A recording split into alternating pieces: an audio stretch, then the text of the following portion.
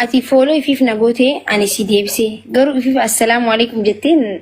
salaamta nagafatte jechu ani samada wa alaykum salam sinje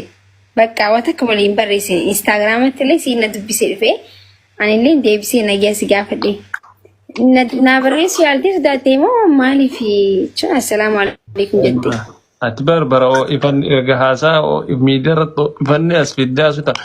ka instagram to kofa ka silubise taba game waya sira tatabata dur mon comedy ma e kazair gasi achira mane sagale ummata wonno didana video jaddu tergisinje just agasinje wan brabra kai khaysi sinin janne bar baka